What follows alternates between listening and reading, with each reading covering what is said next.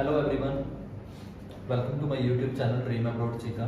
Today we are going to start strategy video on repeat sentence. हमने इससे पहले जो स्ट्रेटजी वीडियो डाली थी वो रीड आउट पे डाली थी और हालांकि काफ़ी अच्छे कमेंट्स किए हैं बच्चों ने, काफ़ी पसंद आई है और काफ़ी बच्चों के डाउट्स भी क्लियर हुए हैं। अच्छा, आज जो हम बातें कर रहे हैं ये रिपीट सेंटेंस के ऊपर, मेरे ख्याल से ज़्यादातर बच्चों को पीटी में सबसे ज़्यादा अगर किसी मॉड्यूल से डर लगता है तो वो है रिपीट सेंटेंस। लेकिन I have a solution for you, don't worry. सबसे आसान तरीका क्या है पीटी के रिपीट सेंटेंस करने का, today I will tell you. Okay, so concentrate on it. Video को एंड तक बने रहिएगा और चैनल को शेयर एंड सब्सक्राइब करते रहिएगा। Let's start. तो जो हमारे रिपीट सेंटेंस है एक्चुअल में होता क्या है इनके अंदर,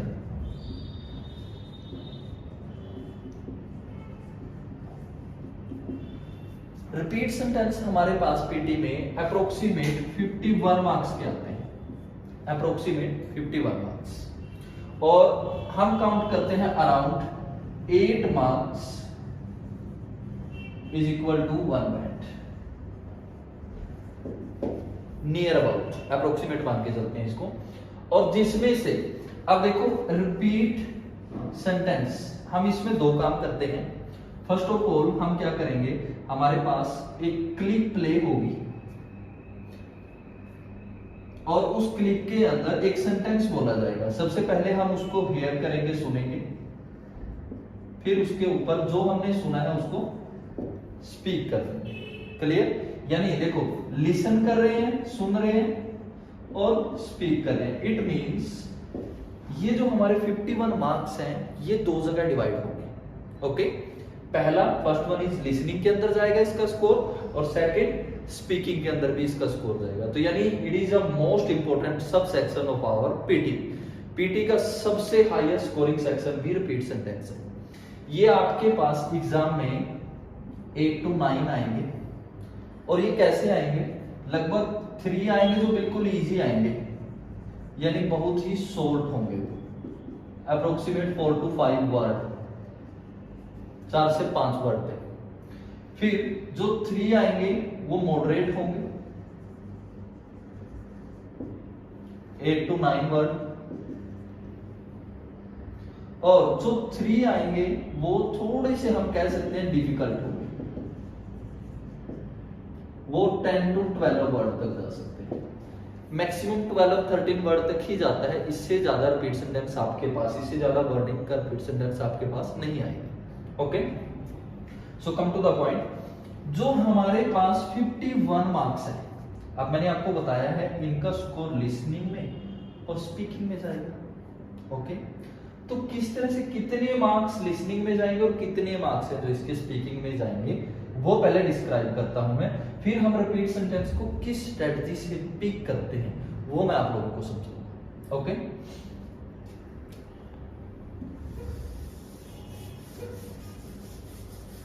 साथ ही साथ सभी बच्चे इन सब चीजों के नोट्स भी बना लें, ताकि आप लोगों के इन फ्यूचर ये सारी की सारी जो मैं स्ट्रेटजी आज आप लोगों के साथ शेयर करूंगा वो काम आती रहे। ड्यूरिंग द एग्जाम आप सभी इन चीजों के ऊपर फोकस करके चलोगे। ओके, तो 51 में से अप्रोक्सीमेट 27 मार्क्स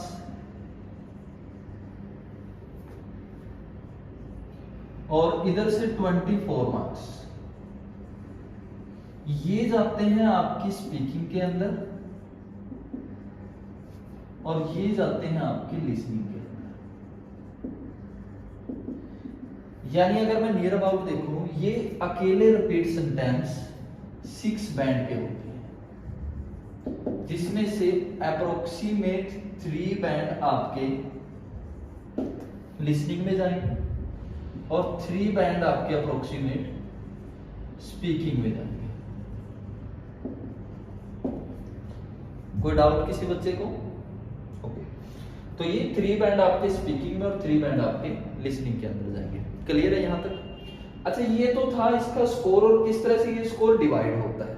ओके, अब मैं आप लोगों को बताता हूं कि ये इसके ऊपर हमने काम कैसे करना है, रिपीट सेंटेंस को पकड़ना कैसे है, हमने किस तरह से हम इसको लेकर चलेंगे।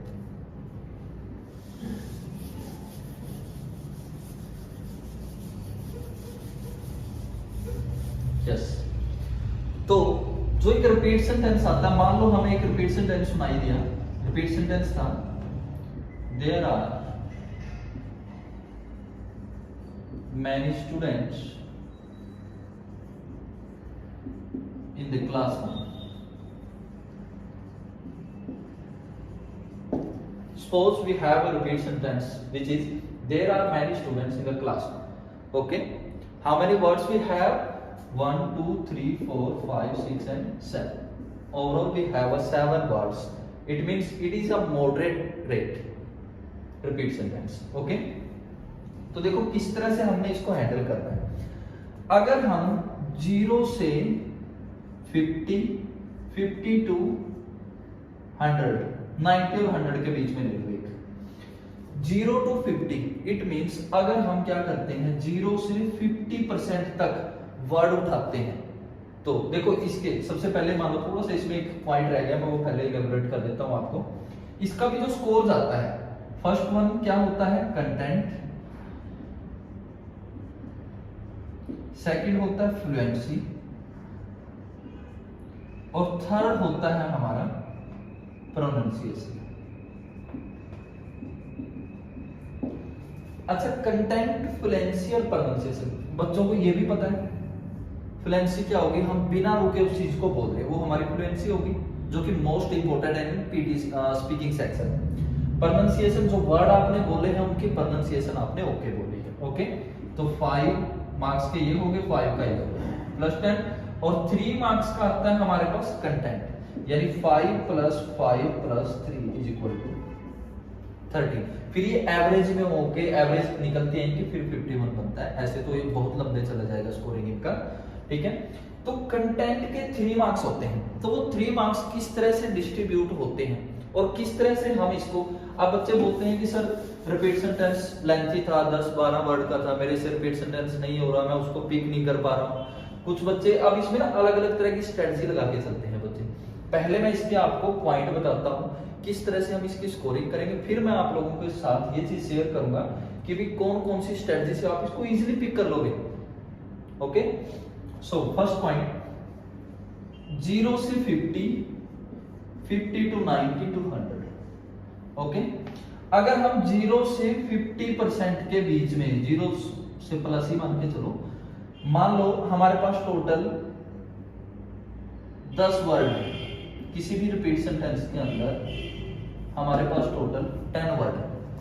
अगर मैं 0 से यानी 1 से 1 to 5 वर्ड, 1 से 5 वर्ड से कम, 1 से 4 लगा, 1 से 4 वर्ड तक मैं अगर उठाता हूं, उनमें से 1 से 4 वर्ड तक मैंने उसमें उठाया, मान लो मैंने जो उन्होंने एक रिपीट सेंटेंस बोला वो 10 वर्ड का था और उसमें से मेरे से सिर्फ 4 वर्ड उठे, ठीक है, तो मेरा कंटेंट का जो स्कोर जाता है वो जाएगा 1।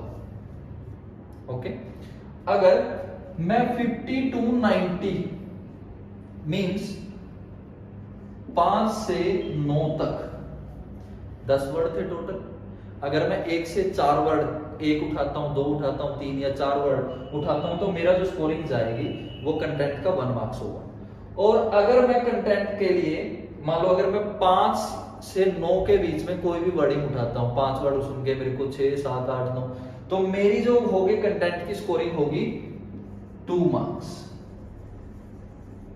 ओके, और 90 to 100 अगर मान लो अप्रोक्सीमेट में सारे वर्ड उठाता हूं, तो तब जाके मेरे को 3 मार्क्स उसमें से मिलेंगे कंटेंट के। तो फर्स्टली तो अपना गोल क्लियर करो, हम कितने बैंड की प्रिपरेशन कर रहे हैं। हम 9 बैंड को लेकर चल रहे हैं, फिर तो हमारे लिए ये सारा का सारा उठाना कंपलसरी है, फिर हमारे पास we have no choice. Okay, अगर हम सिर्फ मान लो हमारे 6 to 8 बैंड तक लेके चल रहे हैं, तो तब हम क्या करेंगे, तब हम पूरे रिपीट सेंटेंस के ऊपर फोकस ना करके हम क्या करेंगे, हम 50+ नियर अबाउट मान के चलो 70% रिपीट सेंटेंस पे काम करना है आपने। आप क्या करोगे, सिर्फ 70% रिपीट सेंटेंस के ऊपर फोकस करो, 70% रिपीट सेंटेंस उठाने की कोशिश करो, ज्यादा मत जाओ, ज्यादा अगर करोगे तो उलझ जाओगे। अच्छा, एक इसके अंदर ना एक्स्ट्रा वर्डिंग मत ऐड करना भाई, कोशिश करना जितना कंटेंट आपको सुन रहा है प्रॉपर उतना बोलने की। कुछ बच्चे क्या करते हैं, इन द ऑफ एट काफी लंबा खींच देते हैं उसको, जो कि नेगेटिव जाता है हमारे लिए। इतना भी लंबा नहीं करना है उसको भी, ठीक है। मान लो एक 10 वर्ड का और हमने उसके 20 बना दिए, तो वो it's not a positive point for us. Okay, तो ये तो था इसकी स्कोरिंग का section.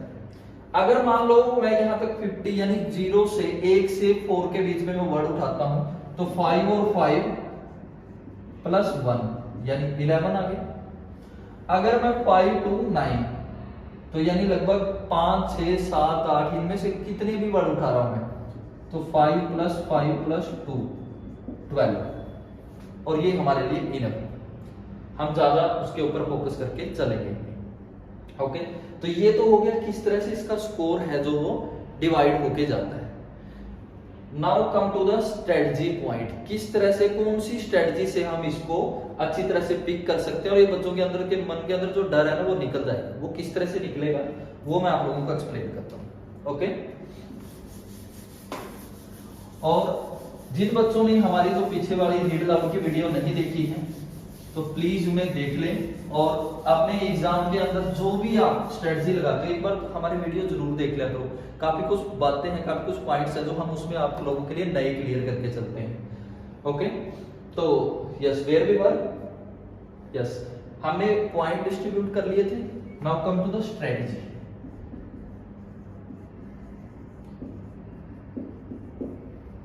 Bye this strategy we can pick up the repeat sentence easily. हम कौन सी स्ट्रेटजी से ये इजीली, अब देखो ना हर बच्चा है जो मान लो कुछ ना कुछ डिफरेंट करने की कोशिश करता ही है, तो मेनली मार्केट के अंदर 3-4 स्ट्रेटजीज हैं जो फॉलो कर रहे हैं बच्चे। फर्स्ट वन क्या होती है, बच्चा क्या करता है, स्टार्टिंग वाला जो है, जैसे मान लो एक 10 वर्ड का हमारे पास रिपीट सेंटेंस आया, बच्चा क्या करेगा, स्टार्टिंग के 3 से 4 वर्ड उसको लिख लो आप, ठीक है, 3 से 4 वर्ड आप राइट करोगे। उसके बाद बाकी के जो लास्ट वाले वर्ड रहेंगे उनको आप ऐसे ही स्पीक करोगे बिना राइट के। तो एक तो ये स्ट्रेटजी बनती है कि फर्स्ट पार्ट है उसको राइट कर लो, सेकंड पार्ट को स्पीक कर दो, जितने भी वर्ड आपको सुनाई दिए हैं। ओके, सेकंड में होगा क्या, दूसरी स्ट्रेटजी, क्योंकि आप लोगों को पता है 4 से 5 सेकंड का एक रिपीट सेंटेंस बोला जाता है, तभी 1 सेकंड का लैप आपको मिलता है, डेफिनेट है वो। जैसे ही वो लैप हो जाएगा 1 सेकंड का, बीप का साउंड बजेगा और आपने तुरंत ही अपना जो आंसर है वो स्पीक कर देना, जो भी आप लोगों को वर्ड है सुनाई दिए। ओके, तो सेकंड में क्या करेंगे, कुछ बच्चे ऐसे करते हैं स्टार्टिंग वाले वर्ड्स को स्पीक यानी रिमेंबर याद रख लेते हैं और उसको बोलेंगे वो, और जो लास्ट वाले हैं वर्ड उनको राइट करते हैं। ये अलग अलग स्ट्रेटजी जो इस टाइम बच्चा यूज कर रहा है, ठीक है। और एक जो मान लो काफी इजी भी है और मैं उसी को प्रेफर करता हूं ज्यादातर, मेरे ख्याल से, देखो ये होगा तो प्रैक्टिस के साथ, लेकिन जो मान लो आप लोगों के पास, जैसे हमने अभी रिपीट सेंटेंस लिखा था, एक रिपीट सेंटेंस बोला जाता है there are many student in the classroom, तो मैं उसके फर्स्ट वर्ड लिखूंगा there are many student in classroom. ये मैंने अपने तरीके से शॉर्टकट की बनाई है। ओके, तो मुझे अब इजीली समझ आ जाएगा there are many student in the classroom. Okay, तो ये शॉर्टकट होती है, यानी आप क्या करोगे, जो आपने रिपीट सेंटेंस सुनाई दिया कोशिश करो उनका एक एक वर्ड लिखने की, जिससे आप उसको दोबारा पढ़ो, इजीली समझ जाओ कि हाँ ये मैंने ये लिखा था और अब ये प्रोनाउंस करना है, मैंने स्पीक करना है ये। ओके, तो एक एक दो वर्ड लिख लो उनके फर्स्ट वाले, कि देखते ही मुझे याद आ जाए हाँ ये एसटी मींस स्टूडेंट लिखा था मैंने, क्लासरूम लिखा था। ओके, तो ये आप लोगों के लिए ये स्ट्रेटजी ज्यादा बेनिफिशियल रहती है। और एक लास्ट, फर्स्ट में क्या हो गया, कुछ बच्चे आधा पार्ट लिख लेते हैं, आधा स्पीक कर लेते हैं, या तो फर्स्ट वाला लिख ले या लास्ट वाला, वो आप लोगों के ऊपर है। या फिर कुछ बच्चे क्या करते हैं, सारा का सारा पार्ट ही आप उसके एक एक दो वर्ड, फर्स्ट वाले वर्ड वो लिख लो, ताकि आपको देखते ही एकदम से रिमेंबर आ जाए कि हाँ मैंने ये जो वर्ड्स है वो लिखे थे, फिर आप इजीली स्पीक कर दोगे। नेक्स्ट क्या है, नेक्स्ट आता है हमारा चंकिंग मेथड। चंकिंग मेथड का मतलब क्या होता है, देखो एक सिंपल सी ट्रिक होती है ये भी। चंकी मीन्स तोड़कर याद करना, उसको तोड़कर पढ़ना। जैसे अगर कोई भी बच्चा हमें एक, मान लो हम किसी स्ट्रेंजर से मिलते हैं, हम अपना कॉन्टैक्ट नंबर शेयर कर रहे हैं उसके साथ, तो कॉन्टैक्ट नंबर को अगर ना वो एकदम से बोल देता है लिखना सर 98674896 तो हम बोलेंगे सॉरी, प्लीज रिपीट। तो ये जो एकदम से होता है ना, पूरा का पूरा सेंटेंस हम पिक करने की कोशिश करते हैं तो वो माइंड से ऊपर से जाता है हमारे, वो नहीं उठा पाते। तो चंकिंग मेथड का मतलब होता है उसको तोड़ देना, दो पार्ट में डिवाइड कर लो। जैसे एक रिपीट सेंटेंस आया, there are many student in the classroom, तो आप उसे एकदम से ऐसे ही सुनोगे और ऐसे ही पिक करोगे। फर्स्ट पार्ट अलग कर लो, सेकंड पार्ट अलग कर लो, there are many student in the classroom. तो इससे आप कितना ही लेंथी रिपीट सेंटेंस आपके एग्जाम में आ जाए, बड़े इजीली पिक कर लोगे उसको। तो इसे बोल देते हैं हम चंकी मेथड या ब्रेक डाउन मेथड।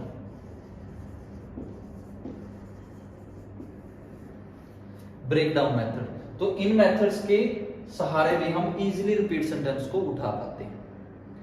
मैंने अपनी लाइफ के अंदर, मैं जब से पीटी करवा रहा हूं बच्चों, काफी ऐसे ऐसे केस भी देखे हैं जिन बच्चों को, मान लो जब वो बच्चा पीटी करने के लिए हमारे पास आता है, कहता सर जब हम उसका टेस्ट लेते हैं तो उसका उस टाइम का लेवल देख के हम खुद भी हैरान होते हैं कि भाई ये बच्चा बड़ा मुश्किल करेगा, लेकिन ऑन द स्पॉट जब वो बच्चा रिजल्ट लेके आता है ना, तो उसकी लेबर मेहनत सब आगे आते हैं कि भाई नहीं, हम किसी को भी नकारा निकम्मा नहीं समझ सकते। Each and every person have a specific, मान लो एक तरह की अलग से पहचान होती है सभी की। एक ना कुछ बच्चे आजकल जो गलती करते हैं, अकॉर्डिंग टू मी, वो कंपेयर करने लग जाते हैं एक दूसरे से, अपने आप को एक दूसरे से कंपेयर करने की कोशिश करते हैं, जो कि बहुत ही बैड हैबिट है। आपके अंदर क्वालिटीज अलग है, दूसरे बच्चे के अंदर क्वालिटीज अलग है, तो आप उनको कभी भी एक दूसरे को एक साथ कंपेयर ना करो। ओके, तो पहले होगी मार्क्स डिस्ट्रीब्यूशन, किस तरह से रिपीट सेंटेंस के मार्क्स इधर उधर जाएंगे, ठीक है, कैसे डिवाइड होते हैं। फिर ये हो गई हमारी स्ट्रेटजी कि किस तरह से हमने रिपीट सेंटेंस को पिक करना है। अगर अभी भी किसी भी बच्चे का कोई भी डाउट रहता है तो आप हमें कमेंट करें, आप लोगों के सारे डाउट क्लियर कर दिए जाएंगे। और कोई भी पीटी के किसी भी मॉड्यूल में अगर आप लोगों को दिक्कत आ रही है तो आप हमें कमेंट में लिखें या डीएम करें हमें डायरेक्ट, उसमें सारे के सारे आपके जो डाउट्स हैं हम साथ के साथ क्लियर करके चलेंगे। और हमारी अपडेट वीडियो देखने के लिए प्लीज चैनल को सब्सक्राइब करें, शेयर करें और बेल आइकन प्रेस कर लें, ताकि साथ के साथ जो भी अपडेट आप लोगों तक, मान लो कोई भी नई अपडेट आती है, वो आप लोगों तक टाइम टू टाइम पहुंचती जाएगी।